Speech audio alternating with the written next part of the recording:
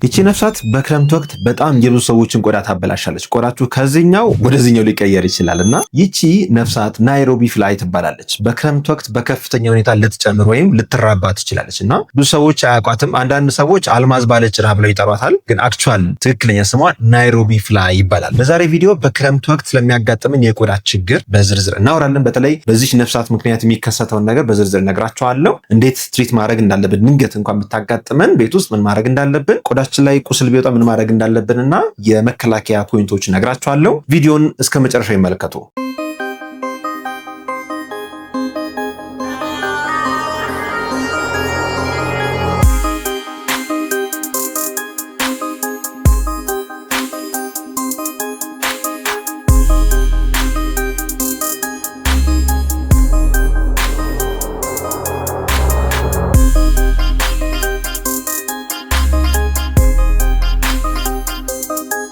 ጤና ይስጥልን። ዶክተር ፋሲል ነኝ፣ የህፃናት ስፔሻሊስት ሐኪም ከብሩህ ኪድስ ልዩ የህፃናትና ታዳጊዎች ክሊኒክ። በዛሬ ቪዲዮ ስለ ናይሮቢ ፍላይ እና ስለሚያመጣው የቆዳ ችግር ነው የምናወራው። ምናልባት ለዚህ ዩቲዩብ ቻናል አዲስ የሆናችሁ ሰዎች ይህ ብሩህ ኪድስ የሚባለው ዩቲዩብ ቻናላችን ነው። ዘውትር ሰኞ፣ ሮብና አርብ 7 ሰዓት ላይ አዳዲስ መረጃዎችን ለወላጆች የምናቀርብበት አስተማሪ ዩቲዩብ ቻናል ነው። ቤተሰብ እንድትሆኑ ተጋብዛችኋል። ቤተሰብ የሆናችሁ ሰዎች፣ ሰብስክራይብ ያደረጋችሁ ሰዎች ደግሞ እያንዳንዱ ቪዲዮዎች ሰኞ፣ ሮብ፣ አርብ ስንለቅ እንዲደርሳችሁ ከፈለጋችሁ የደውል ምልክት መጫን አትርሱ። በተጨማሪ ደግሞ ስልካችሁ ላይ የዩቲዩብ ኖቲፊኬሽን ባሩ ኦን መደረግ ይኖርበታል፣ ቪዲዮ ወደ እናንተ እንዲደርስ ማለት ነው። ይቺ ነፍሳት በዋነኝነት የምትገኘውና የምትራባው ኢስት አፍሪካ ወይም የምስራቅ አፍሪካ አካባቢ ነው። ኬንያ ሊሆን ይችላል፣ ኢትዮጵያ፣ ዩጋንዳ የመሳሰሉት። ለዛም ነው ሳይንቲፊክ ኔሟ ናይሮቢ ፍላይ የተባለችው። ኬንያ አካባቢ ስለምትበዛ ነው። ኢትዮጵያ ውስጥም በጣም ብዙ። በተለይ ደግሞ በክረምት ወቅት ሲሆን የመራባት እድሏ በጣም በከፍተኛ ሁኔታ ይጨምራል ይላል። ይህ ደግሞ ምናልባት ክረምት ላይ ያስተውላችሁ ከሆነ ልክ ዝናብ ከዘነበ በኋላ ባለው የተወሰነ የሙቀት ጊዜ በጣም የመረባ ጊዜያቸው ነው። ከዛ ልክ ብርሃን ሲያገኙ፣ በተለይ ደግሞ ማታ ማታ ብርሃን ሲያገኙ ከጨለማ ቦታ ወደ ብርሃን ቦታ ላይ ማይግሬት ያደርጋሉ ወይም ይሄዳሉ። ለዛም ነው ጧት ጧት ብዙ ጊዜ መስኮቶች አካባቢ፣ በር አካባቢ የሚገኙት እና ምናልባት እናንተም ማታ ማታ መብራት አበርታችሁ የምታድሩ ከሆነ እሱን ማቆም ይኖርባቸዋል። ምክንያቱም ከውጭ በደንብ ማይግሬት አድርገው ወደ ቤታችሁ ይገባሉ ማለት ነው። ይቺ ፍላይ ወይም ይቺ ነፍሳት ናይሮቢ ፍላይ ብትባልም ፍላይ አይደለችም፣ የምትበር ነገር አይደለችም፣ በራሷም ሄዳ የምትናደፍ ነገር አይደለችም። በሚገርም ሁኔታ ይህ የቆዳ ችግር እንደዚህ የቆዳ ችግር የሚያጋጥመው ሳናቅ ሰውነታችን ላይ ስትሄድ እኛው ራሳችን ስንጨፈልቃት ወይ ስንነካት ከሰውነቷ ፔድሪን የሚባል ቶክሲክ ኬሚካል ትለቃለች። ይህ ኬሚካል ሰውነታችን በከፍተኛ ሁኔታ እንዲቆጣ ያደርገዋል። ይህ የቆዳ ችግር እንደምታዩት ፔርደስ ደርማታይትስ ይባላል። በዋነኝነት የሚከሰተው ይቺ ናይሮቢ ፍላይ ሰውነታችን በመሄዷ ብቻ ሳይሆን ስትሄድ፣ ስታሳክከን፣ ስንጨፈልቃት ወይም ለማሳከክ ስንሞክር ከሰውነቷ የሚወጣ ፔድሪን የሚባል ኬሚካሉ የሚያመጣው ነገር ነው። ምልክቱ በዋነኝነት የሚጀምረው ከ12 ሰዓት እስከ 36 ሰዓት ባለው ጊዜ ነው። ይህ ነገር ከተከሰተ ከ12 ሰዓት እስከ 36 ሰዓት ኬሚካሉ በጣም ቶክሲክ ስለሆነ ሰውነታችን ይቆጣል። በነገራችን ላይ ቆዳችን ላይ ብዙ ነጭ ደም ሴሎች እንዳሉ ታውቃላችሁ። እነዚህ ነጭ ደም ሴሎች ዋና ስራቸው ባክቴሪያ፣ ቫይረስ ወይም ማንኛውም ኬሚካል ወደ አካላችን ሲገባ ዲቴክት አድርገው ይቆጣሉ ወይም ደግሞ የራሳቸው ምላሽ ይሰጣሉ። ያ ምላሽ ቆዳችን በጣም እንዲረበሽ ያደርገዋል ማለት ነው። ይህ ኢሪታንት ኮንታክት ደርማታይትስ ይባላል ወይም በኬሚካል ንክኪ ምክንያት የሚከሰት የቆዳ መቆጣት ማለት ነው። እሺ፣ አሁን ወደ ምልክቶቹ ከማለፋችን በፊት አንድ አዲስ ነገር ልንገራችሁ። ብሩህ ኪድስ ልዩ የህፃናትና ታዳጊዎች ክሊኒክ 24 ሰዓት ስራ ከጀመረ እነሆ 1 ዓመት አልፎታል። በዚህ ክሊኒክ በአዲስ መልክ አርብ 9 ሰዓት ላይ የህፃናት የልብ አልትራሳውንድ ወይም ኢኮካርዲዮግራፊ አገልግሎት ጀምረናል እና ምናልባት የልብ አልትራሳውንድ በተለይ ከህፃናት ጋር የተገናኘ የልብ አልትራሳውንድ ከፈለጋችሁ ከታች ባሉ ስልኮች ደውላችሁ በአካል መምጣት ትችላላችሁ። ከዚህ በተጨማሪ ላቦራቶሪያችን እጅግ ዘመናዊ የሆኑ ትልልቅ የላቦራቶሪ ማሽኖችን ያስገባ ሲሆን በተለይ ከህፃናት የምግብ ፍላጎት መቀነስ ጋር በተገናኘ የኦቲዝም፣ የዳውን ሲንድሮም፣ የሆርሞን ምርመሮች በተመለከተ እነዚህ የምታያቸው ማሽኖች በጣም ዘመናዊ የሆኑ ማሽኖች ስለሆኑ እያንዳንዱ ችግሮች ዲቴክት የማድረግ አቅም አላቸው። ምርመራም ህክምና ከፈለጋችሁ በአካል ብሩህ ኪድስ ክሊኒክ ላይ ታገኙታላችሁ። ምልክቶቹ ምን ይመስላሉ የሚለውን እንመልከት።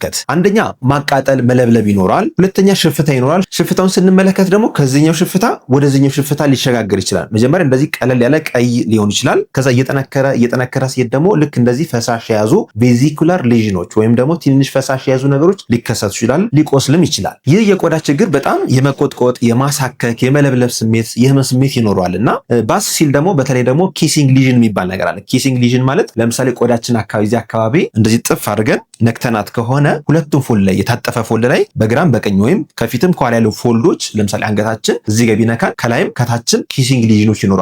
ለምን? ኬሚካሉ ከላይም ያለውን ቆዳ ያስቆጣል፣ ከታችም ያለውን ቆዳ ያስቆጣል። ይህ ኪሲንግ ስኪን ሊዥን ይባላል። ስለዚህ አይበለውና ይቺ ነፍሳት ሰውነታችን ነካን ወይም ደግሞ ሰውነታችን ላይ ብናያት ወይ አካላችን ላይ ልብሳችን ላይ ብናያት ምን ማድረግ አለብን?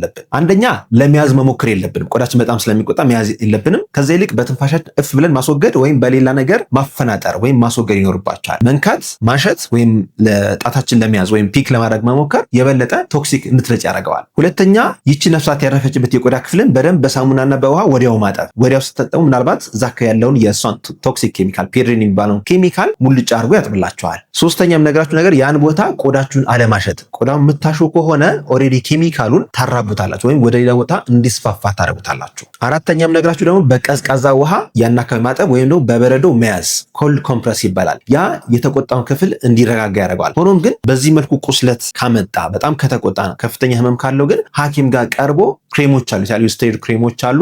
እነሱን በመጠቀም ማዳን ይቻላል። በነገራችን ላይ እንደዚህ አይነት የፒርደስ ደርማታይተስ ኬዝ ከተከሰተ ለመዳን ከ1 ሳምንት እስከ 3 ሳምንት ሊፈጅበት ይችላል። ኢቭን ከዳነ በኋላ ደግሞ የፖስት ኢንፍላማቶሪ ሃይፐር ፒግመንቴሽን ያ ማለት ከተቆጣ በኋላ የመጥቆር ሪስክ አለው። ስለዚህ ያን ነገር የቆዳ ሐኪሞች ጋርም ክትትል ማድረግ ሊኖርባችሁ ይችላል። በነገራችን ላይ ይህ የቆዳ መቆጣት ከሌሎቹ የቆዳ መቆጣቶች ጋር ወይም ደርማታይተስ አይነቶች ትንሽ ሊመሳሰል ይችላል። ለምሳሌ ህጻናት ላይ አለርጂክ ደርማታይተስ ወይም የአለርጂ ኬዝ ሊከሰት ይችላል። ከሱ ጋር ሊምታታባችሁ ይችላል እና ከዚህ ጋር በተገናኘ ብዙ ህጻናት ከአለርጂ ጋር የሚቸገሩ ህጻናት አሉና ከአለርጂ እንዴት እንለየዋለን ስንል አንደኛ ከፍተኛ ማቃጠል ይኖራል፣ መለብለብ ስሜት ይኖራል፣ በጣም ይቀላል፣ ያብጣልና ቬዚኩላር ሊዥኖች ወይም ፈሳሽ የሚያዝ ነገር ይኖረዋል። ይህ ከአለርጂ ትንሽ ወጣ ያለ ነው። አለርጂ ብቻ ሲሆን ማሳከክ ይኖራል፣ ግን መለብለብ፣ ማቃጠል፣ የህመም ስሜቶች ብዙ ላይኖሩት ይችላሉ። ሌላው መለየ መንገዳችን ደግሞ ኪሲንግ ሊዥን ካለ በግራም በቀኝም ቆዳችን በሁለት ፎልዶች ላይ የሚያጠቃ ከሆነ ይህ ሞስት ላይክሊ ፒርደስ ደርማታይተስ የሚባለው ኬዝ ሊሆን ይችላል። በነገራችን ላይ ከህጻናት አለርጂ ጋር በተገናኘ ምናልባት ቪዲዮ እንዲሰራላችሁ የምትፈልጉ ከሆነ በዛ ቶፒክ ላይ ሰፋ ያለ መረጃ የምትፈልጉ ከሆነ ስራለን እያላችሁ ከታች ኮሜንት ላይ ያስፍሩልን። ለእናንተ ለወላጆች ከአለርጂ ጋር በተለይ የህፃናትን የቆዳ አለርጂ የሚመለከት አንድ ቪዲዮ በሚቀጥለው ጊዜ ይዤላችሁ እመጣለሁ። ስለዚህ ይህ ነገር ህፃናትም ሆነ አዋቂዎችን ሊያጠቃ የሚችል ነገር ስለሆነ ለሁለታችሁም ጥንቃቄ ያስፈልጋችኋል። በተቻለ መጠን ማታ ማታ ብርሃን ብትቀንሱ ወይም ደግሞ መስኮት ወይም ደግሞ በር አካባቢ ክፍተቶች ባይኖሩ በደንብ ብትጠቀጠቋቸው ወይም ደግሞ በደንብ ቢሞሉ ጥሩ ነው። አለበለዚያ ብርሃን እየተከተሉ ቤታችሁ ሊሞሉበት ይችላል። ይህ የቆዳ ኬዝም ሊከሰትባችሁ ይችላል ማለት ነው። ለዛሬ ያቀረብኩላችሁ አጭር መረጃ ይህን ይመስላል። መረጃውን ከወዳችሁት ላይክ አድርጎ ሀሳብ አስተያየት ካላችሁ ወይም ደግሞ ያልገባችሁ ነገር ካለ ከቆዳ ኬዞች ጋር በተገናኘ የምትጠይቁ ጥያቄ ካለ ከታች ኮሜንት ላይ አስፍሩልን። መረጃው ብዙ ሰዎች ጋር እንዲደርስ ላይክ፣ ሼር ማድረግ አትርሱ። ቤተሰብ ሁኑ። ዶክተር ፋሲል ነኝ፣ የህፃናት ስፔሻሊስት ሐኪም ከብሩህ ኪድስ ልዩ የህፃናትና ታዳጊዎች ክሊኒክ። መልካም ጊዜ